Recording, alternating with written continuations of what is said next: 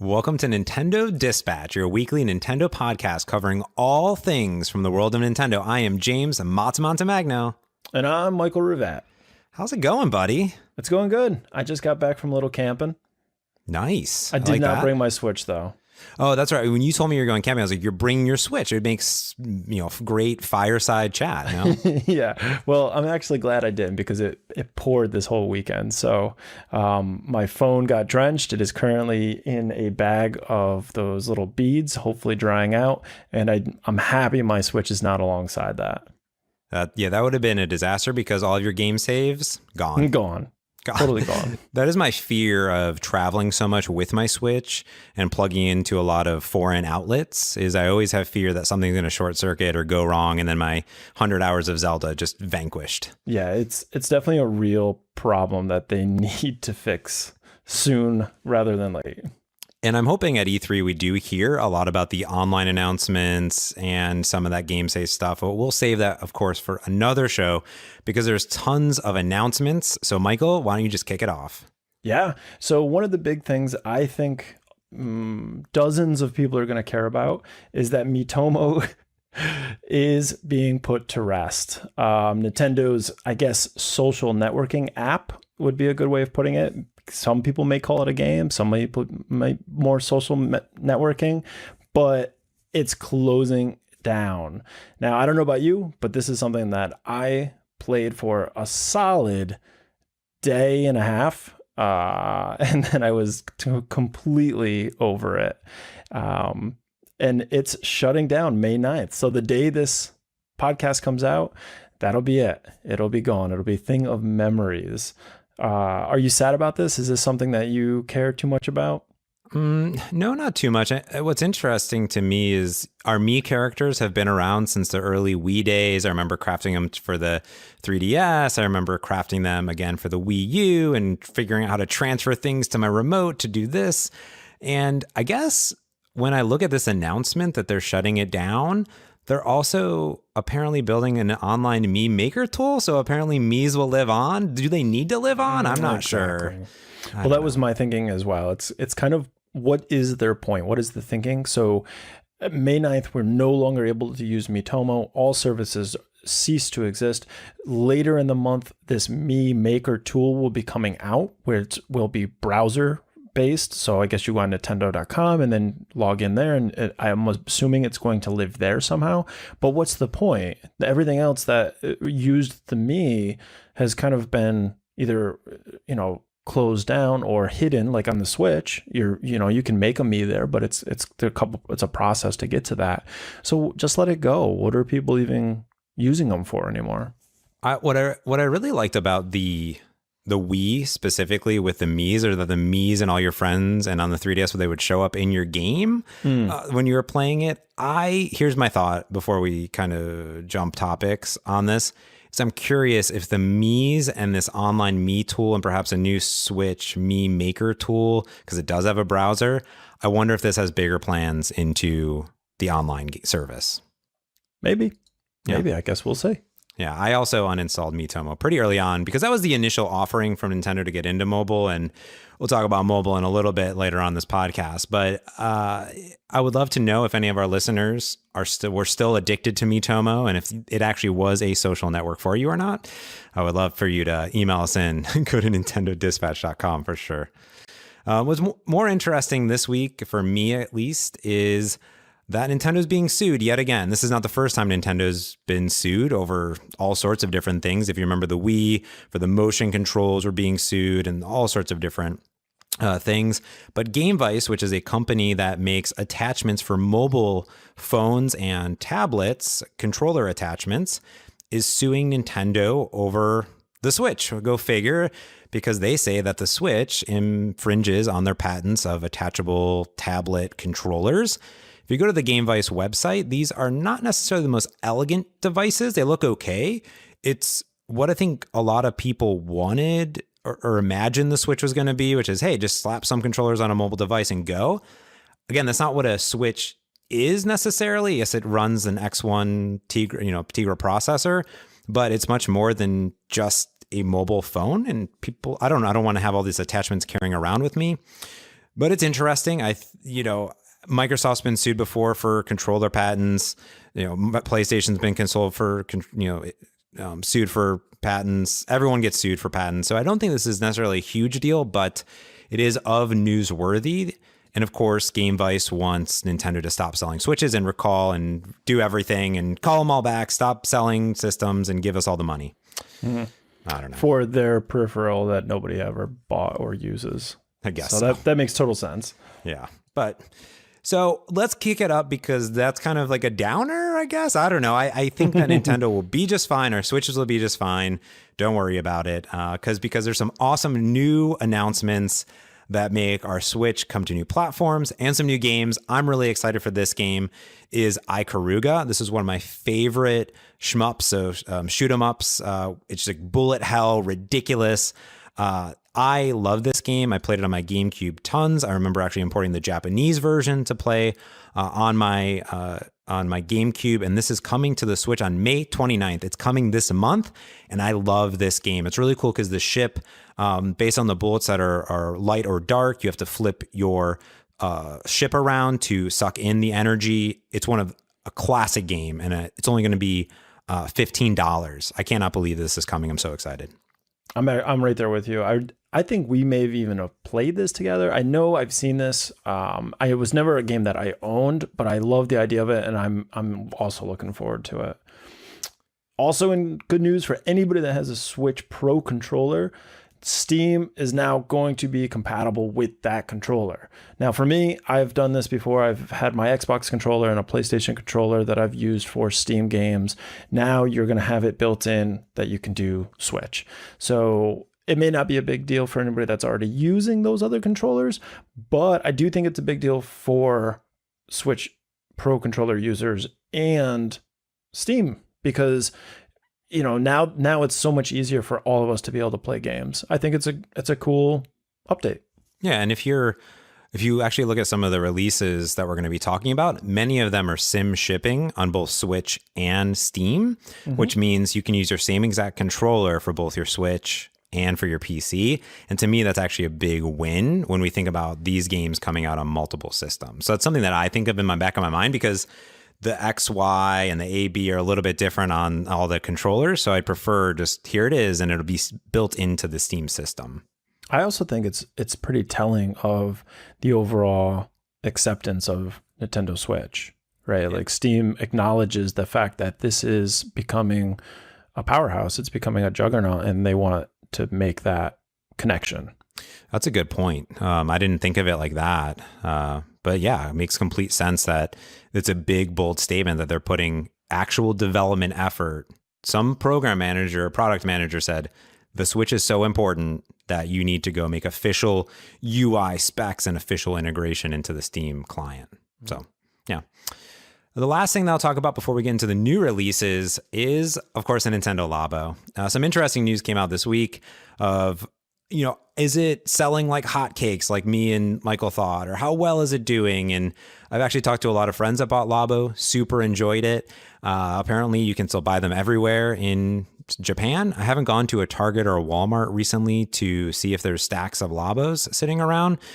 But a lot of people are really interested in the longevity. I still have only built the fishing pole. I really want to make the piano. And I really want to make the piano because there are some amazing people in Japan making some serious, ridiculous music. I'm just going to put the link to the Kotaku article, but there's amazing Final Fantasy tributes and Splatoon games where they're using the garage and Joy-Cons and all sorts of craziness to compose ridiculous music. And if this is the future of Labo, then it's an awesome future because I can't wait to see what else it's going to unleash. Yeah, the music, the video you had sent me, I thought it was awesome. It's fantastic. But I'm no longer surprised by the musicians all around the world and what they're able to use to make music. I mean, next I'll see a video of somebody that had 2 sticks of gum and a piece of string, and they made like this beautiful like Beethoven orchestra out of it. It no longer surprises me, but what they did do with it is pretty fantastic. Yeah, it's bananas, and I'm really interested to see what comes next and what else people do with it. So that's the Nintendo Labo. I think it's going to be around for a while, and I think we may see even more cardboard art coming our way. Talking about coming our way, before we get into the brand new releases for the week of May 7th, let's go take a step back really quick to talk about some of the games that came out last week. We had talked about them, maybe even played some of them on the Switch for last week. And the first one that I really want to talk about is Lightfall. This game I'd only played for about 45 minutes. It's from Bishop Games. I actually tweeted at them and they tweeted back. And I've been tweeting regular screenshots on the Dispatch Podcast Twitter account. And Lightfall is this amazing platformer where you play this tiny little character. It's visually beautiful. The unique part that I talked about is jumping on these blocks that you can spawn.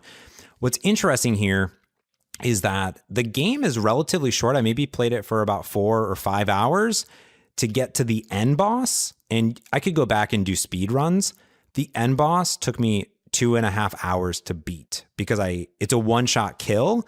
And you have to restart every single time. And I just kept getting so frustrating. I was sitting down on the couch the other day with Heather. And I'm like, I have to beat this game before we podcast. And I finally beat it. And I jumped up and I was so excited. And then it ended. So it's a beautiful, lovely game. I really enjoyed it. I don't know if I enjoyed it more than Celeste. I think I enjoyed Celeste a little bit better. They are hard. I wouldn't say this is as hardcore as Celeste. I don't also think Celeste was that hardcore, but I actually enjoyed this game a lot. I enjoyed the voiceovers a lot in this game. This owl is talking to this whole time. To me, this was really well done and really pleased with Lightfall. And I would encourage people to absolutely check it out. Although that end boss is extremely frustrating. That's my thoughts.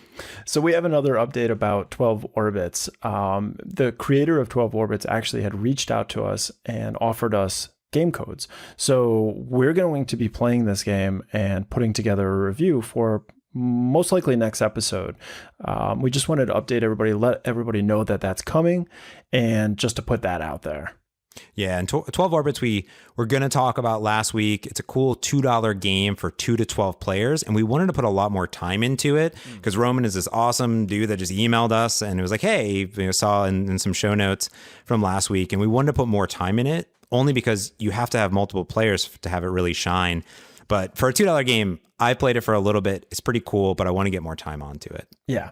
And also, we mentioned Naruto Shippuden Ultimate Ninja Storm Trilogy last week. And I don't know about other people. I'm a very big fan of the Naruto animation. So I've been watching that. I've actually played one of the games a few years ago.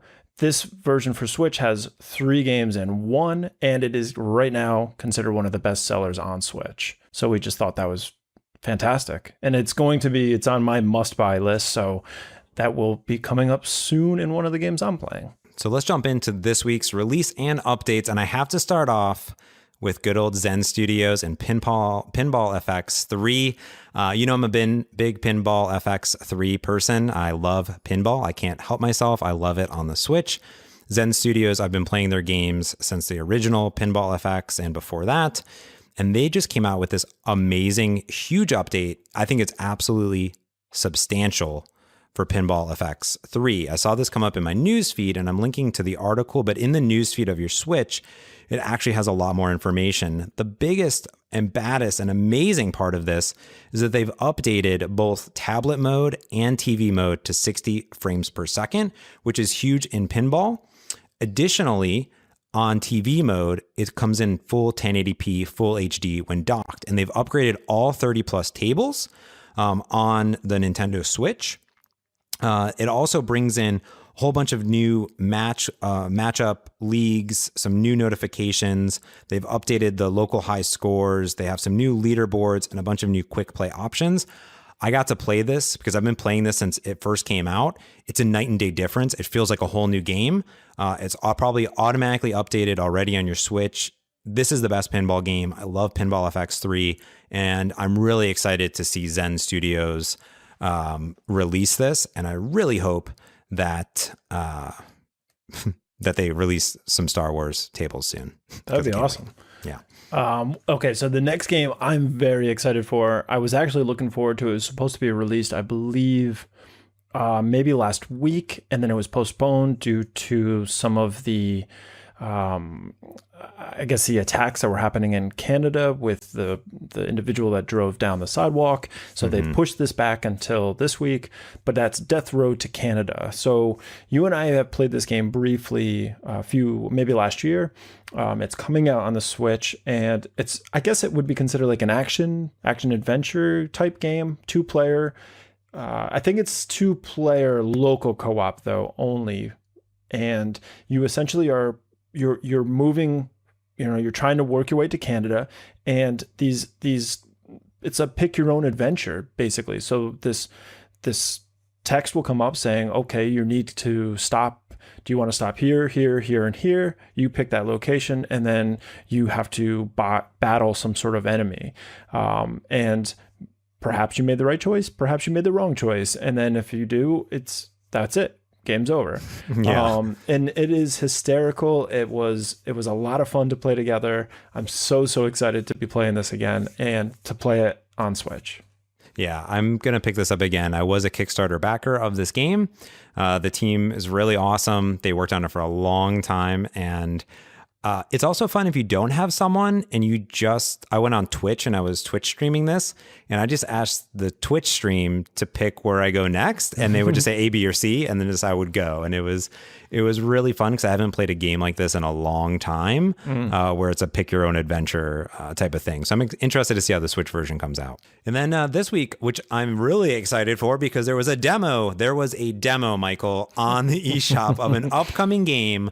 Go figure. And this game is Super Chariot, which is the sequel of sorts to Chariot, which came out on the PS4, Xbox One, and Wii U back in 2014. This brings everything together. And Super Chariot is really interesting because you play as these little tiny, cute, adorable characters. You can play as a single player or couch co-op. And the idea is that there's this king that has passed, and you need to go through the catacombs of the kingdom and get back his treasure and fill up his grave or whatever, his tomb. And it's interesting because you're just pushing and pulling around this coffin, and it's ridiculous. I don't know. I played through the entire demo from start to finish once. It's a $20 game coming out. I don't know how I feel because it was a little slow to me just playing the demo.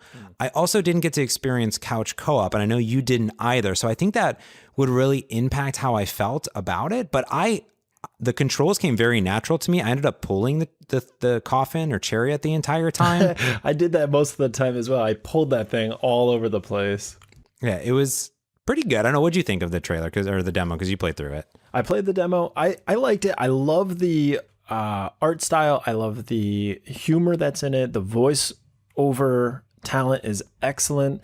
I personally had an issue with the controls. Now, this could be just me, but when I am playing Switch, or at least in this game, my instinct is to hit B to jump, and jump in this game is A. And I found that I did that a lot with Zelda too. There was something that was in the controls that I kind of kept having an issue with.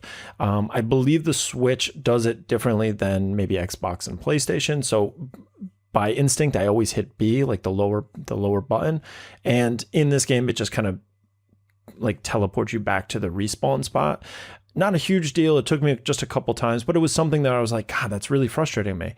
Other than that, I thought it was really cute. I also thought that the pacing, similar to what you said, felt a little slow. Like the challenges weren't challenging really in what I played. I know that that's considered the easier levels that we got to play in the demo.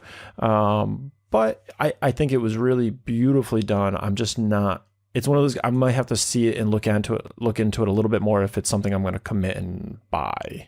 I'm not sure how I feel about it, only because I have a hard time with couch co-op games because Heather doesn't love games all that much. And this one may be pretty good because we're playing on a team accomplishing goals, and that's the type of games that she really enjoys. So I want to try the demo again in couch co-op and see what she thinks. I really enjoy the animation style and the voiceovers. I thought were really funny. Yeah, really well done. Yeah. Coming out from WayForward Games this week is Shantae Half Genie Hero. I was also a Kickstarter backer of this game. Comes with an go figure, a lot of games. Shantae is an old school classic from the Game Boy that they had, a WayForward had created quite a few times. This game is coming out both retail and online. Online $27, in-store $40, but there's a day one limited edition that comes with an art book and music soundtrack. So if you're a huge Shantae fan from previous entries from WayForward or played Half Genie Hero before, might be looking into. I do love collector's editions. However, I never really could get into Shantae. She whips her hair. I don't know if she's a genie. Never got into it, and I wanted to give it another chance, but I gave it 30 minutes and I passed on after that. But I know a lot of people will be like, oh my goodness, Shantae is amazing. And now you have it on your Switch. So go off and adventure. Yeah. So we originally were going to leave this off of our list of things to mention, but we were going to leave off Michael. And I go, look at your games. Yeah, because we created the list this week, and I looked at the eShop and I go, we want to bring everyone our top picks that we want to talk about, maybe that we've played before. And I looked at the eShop and I go, look at this junk, because I looked at the names of Raging Justice, Garage, Immortal Redneck, Suicide Guy, The Fall, and I go, what is this shenanigans on the eShop? And then Michael said, no, this is not shenanigans, and you were correct. So let's go really quickly through some of these and why people should care. Yeah, so Raging Justice it's over the top. It's completely ridiculous. In the vein of like a Double Dragons or something like that. It's basically your classic beat 'em up of, as they say, epic proportion. The city is in total chaos, and it's up to you to just basically kick, punch, chop people in half, hit them with baseball bats, and take back your city. If nothing else, just watch the trailer. It's hysterical, and that's what made it worth it for me to mention. Yeah, it's also from Nick Macon, because it's Macon Games and Anna Macon. They're all about making games across multiple platforms. And Nick used to work at Rare. So he's worked on Cameo, Elements of Power, A Perfect Dark, Zero, Banjo, Kazooie, which was a concept, and a bunch of other games. So this game really brought me back to the arcade of those classic side scroller, Altered Beast, type of games. So it looks cool. I'm actually quite excited about it. In fact, I'm also quite excited about some other games that are of this vein, such as Garage, which has the worst box art of all time. Maybe not of all time, because there's some other ones that are terrible. This comes from Tiny Build, which blew my mind because Tiny Build makes a whole bunch of cool indie games. And this is a top-down shooter in the vein of 80s B movies, of zombie apocalypse, of living dead coming to life, and it looks really cool, but I don't know if I can live with that box art on my Switch home screen. Everything about the promotion of this game just really upsets me, but then playing the trailer changes my mind. Like, maybe I do want to pick this up. I don't know. I wish there was a demo. Just give me a 5-minute demo. I would love to play it. Yeah, I agree. Garage needs a demo. Raging Justice needs a demo. And the next one, Immortal Redneck, needs a demo. What a terrible name. Yeah, I don't get it. I agree. This one is a first-person shooter set in Egypt. So off the bat, I was like, wow, that's a little different. I had no idea. Like, I didn't know I needed that in my life. And then it has some roguelike elements essentially built into it. Now, at first we looked at that, Immortal Redneck, it seems like a throwaway game. We were just like, we'll watch the trailer for it. It seems really well done, seems interesting. Then we went on Metacritic, and the score for it are actually really, really well done. Like, that's really high scores. So for us, it's a $20 buy. We had to put it on the list, Immortal Redneck. I think I'm going to pick it up only because the Steam reviews are bonkers. Yeah. Like 1,000 reviews, and it has nine different reviews. or 9-star reviews. It's crazy, and it looks really cool, actually. And I can't help but want to support that, because while I love sort of the side scrolling platformers that the Switch has lately, I don't want that to be what this machine only does. Mm-hmm. So this being something that's a totally different genre, I want to support that, if no other reason. You know what I mean? We need other games other than sort of these retro throwback side scrollers. I agree. And just like a lot of indie games are coming out that we should support, just like your Naruto game, there's another game in that vein. One Piece Pirate Warriors 3 Deluxe Edition is coming out. If you're a One Piece fan, now it's on the Switch. There's a few other games of One Piece on the Switch. Local co-op. You can play split screen with your friends. It includes all the previous DLC. I'm not a One Piece person. I don't know if are you at all? No.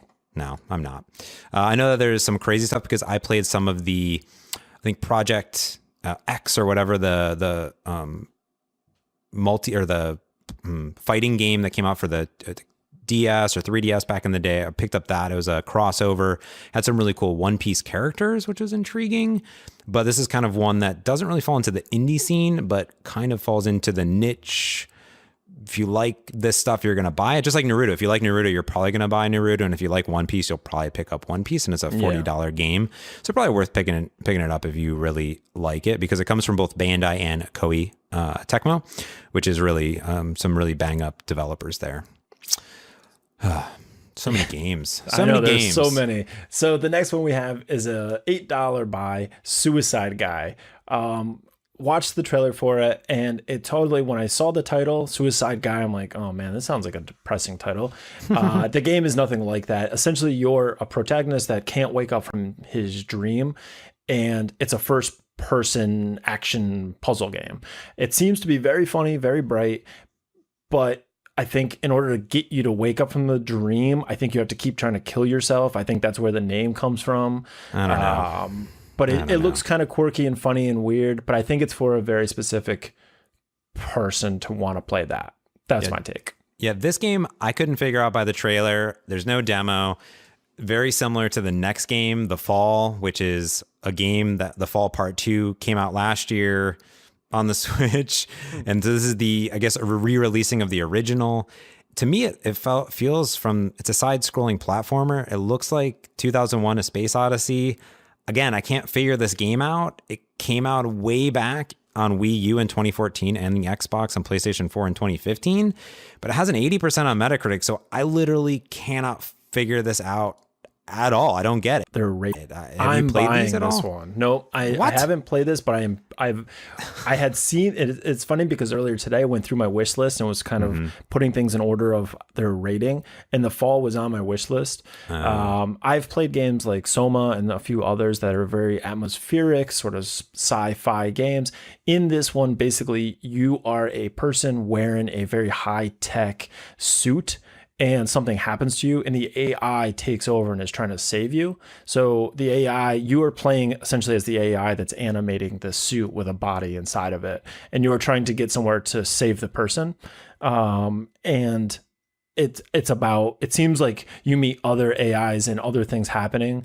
And I think it seems to start changing the AI and the perception that AI, the one that's controlling the suit, has. So it seems very like atmospheric, it's slight puzzles and stuff, but the story base of it seems really interesting.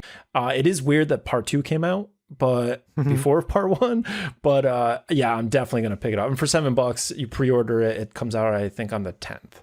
Yeah. So we will have to get your update after you play The Fall just to see if it's worth it. And then eventually I assume that there'll be price cuts and things like that for part 2 to get you enticed to buy both of them in general. But those are the releases. There's so many releases. We always want to finish the show in 30 minutes, but when there's so many releases and updates, it's so hard to get through, and we don't want to feel rushed. I think we're still figuring out the format here on episode 2, but we don't want it to be too long. But honestly, there's some really cool games. I was so surprised because I was going to leave off so many of these. Do you have a pick? It seems like The Fall is your pick.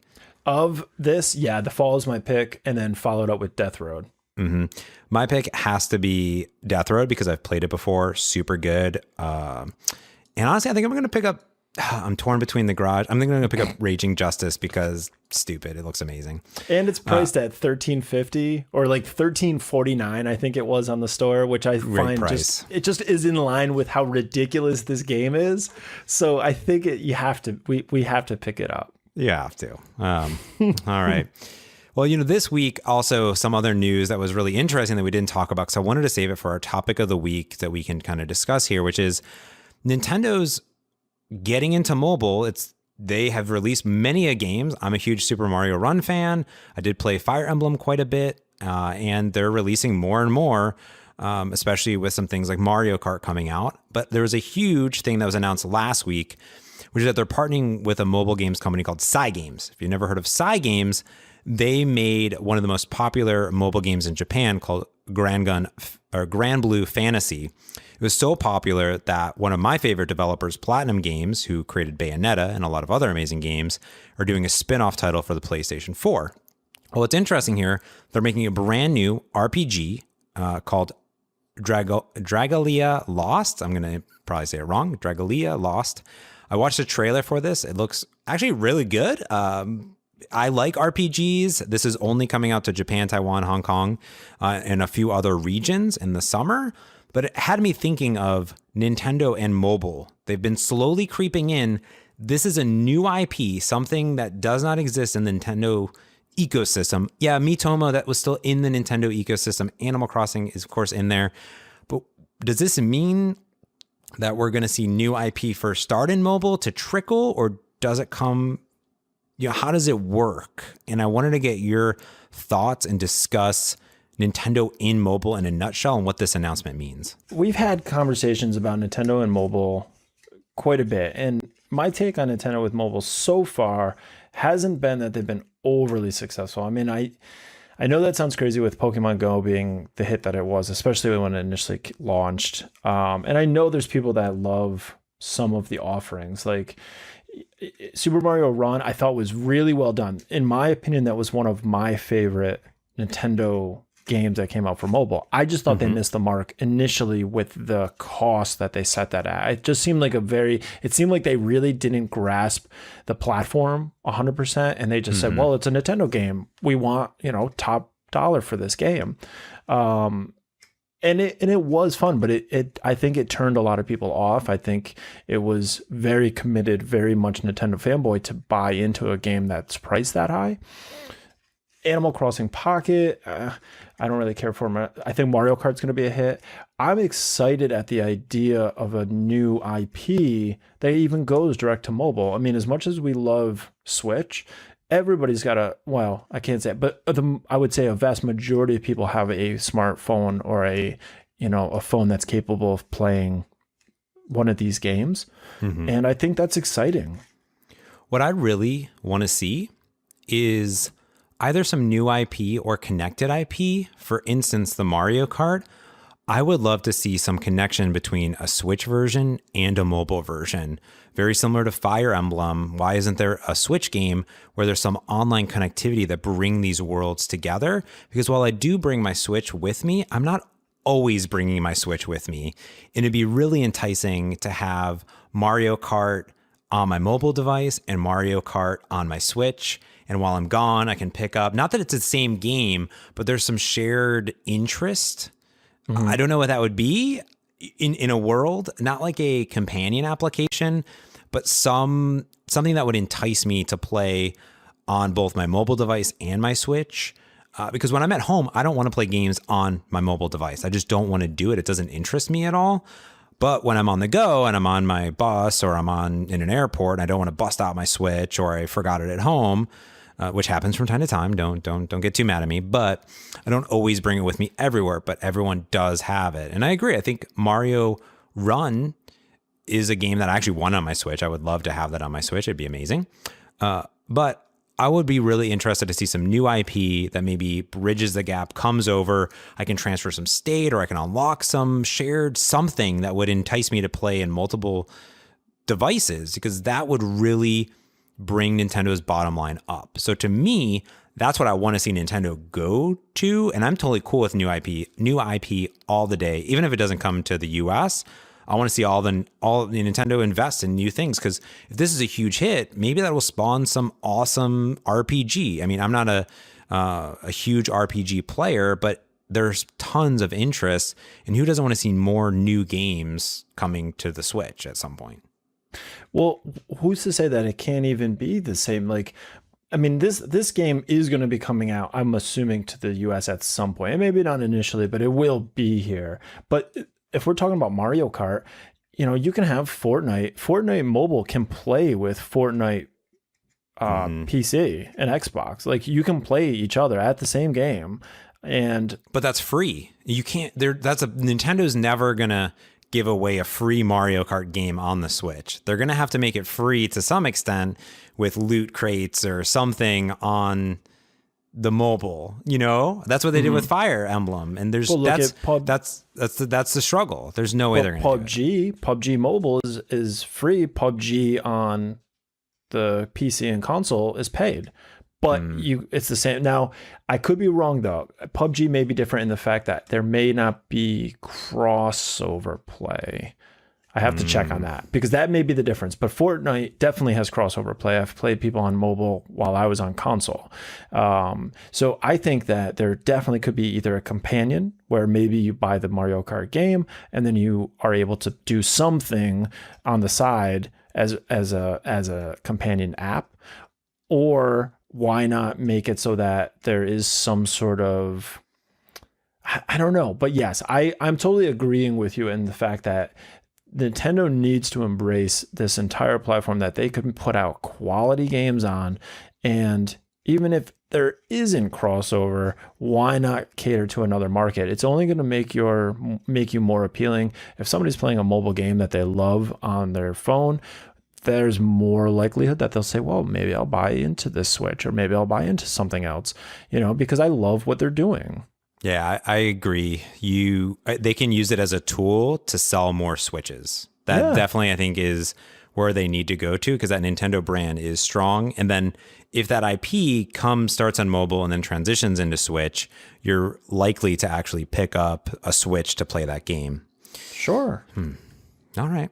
I'm excited to see. I'm hoping that there's more announcements at E3. I mean, and you and I, our excitement is growing every day for E3 because we are such fans right now of what Nintendo's doing. So I would really be happy to see some more, maybe another little bit more teaser about what's coming out for mobile, as well as the other, 3DS and Switch. Yeah, I'm really excited to see what they do with the 3DS, because they had a big announcement. They didn't have an announcement, but in the press release, they followed up on the Switch and the 3DS and said, no, the 3DS, it's around. We're investing. It's not going away. So we'll see what happens in that instance. But let's finish it off in the last few minutes here. And in our classic, what you playing? I'll tell you, I've just been playing Lightfall and Zen Pinball because of the big updates. But Heather and I are still playing Just Dance 2018 because Just Dance 2018 is amazing. I love Just Dance. It's ridiculous and fun. And they have a really cool mode where you just unlock like 1,000 songs. I know you're thinking, Michael, Just Dance, that's ridiculous, but it is so much fun. Shut your mouth. And you need to dance your heart out with your best friend and partner in life and just love it, because it is amazing. And everyone should own this game. When you see it on sale, buy it. It's a must buy. I'm telling you, it's so good for everybody, and it's amazing. And it's a workout because there is even a calorie counter in it. So wow, I mean, buy it. That's it sounds like a win-win all around. So I'm playing, I will say I am not playing Just Dance, maybe in the future, but right now, Super Chariot, the demo, I'm playing that. Splatoon 2. So Splatoon has a new Splatfest for Teenage Mutant Ninja Turtles right now. So I think the one that just ended was Raphael and Leonardo, I believe. And then next week is going to be Michelangelo, Donatello, and then the battle the following week will be the winner of those two. So I'm excited to see who comes out supreme. And there has been some talk that Nintendo's pairing with Teenage Mutant Ninja Turtles because we may see the Turtles in the new Smash Brothers. That would be amazing. It would be amazing. I don't know anything about it. That would be amazing. Let's keep our fingers crossed. I'm also playing Lode Runner Legacy, the demo. If you never heard Lode Runner, this was a game that released in 1983. Now it's being relaunched. Like all of the original content from the other games is included in this, just sort of remastered and put together. I'm not blown away by it yet. I was never a huge fan of the original. I never really played the original, so I just wanted to try this because the name was very familiar to me. I think I just need to play a little bit more of that. And then the last game I bought was on sale for like $1.25. It's called Sparkle 2 Evo. So if anybody's ever played Flow, it's very similar to that. It looks, I thought it was that game. It looks almost identical. And essentially you start as this little organism and you eat an orb and you get a little bigger, and then you eat another orb, you get a little bigger, and you're essentially evolving and becoming a creature based on what you're eating. Like if you eat a certain color, you grow into a thing that's optimized for attacking or something like that. The game is a little wonky. It's not, I mean, for $1, it's kind of hard not to just pick it up. I thought it would be sort of really relaxing like Flow was. It just doesn't seem as put together as Flow. So it's okay. You know, I don't feel like I'm out that much, but that's what I'm playing. Oh, I was getting ready to hit buy, but now I'm not going to spend that $1.25. Yeah. Think on it. I will say I also downloaded the Load Runner Legacy demo a long time ago. I was not hooked. I uninstalled it completely. Yeah, I don't know why. Just not, I don't know. Too slow. It was really slow. It was very slow. I just didn't do it for me. Yeah. Whoa, look at that. We made it through episode 2 of Nintendo's Dispatch. I'm proud of us. We did it. Yeah. Well, you can, of course, find us anywhere all over the internet. I am at James Montemagno. Michael is at MS Rivette, and the podcast is at Dispatch Podcast on Twitter. You can, of course, go to nintendodispatch.com to keep up to date and subscribe on all of your favorite podcast applications. And, of course, leave us a review on Apple Podcasts or share it from Overcast, and we would absolutely love that. And we're available everywhere. So every single podcast app, subscribe, tell a friend, and we would absolutely appreciate it. So until next week, this has been another Nintendo Dispatch. Michael, I miss you. I love you. And thanks for being on this podcast with me. You too, buddy.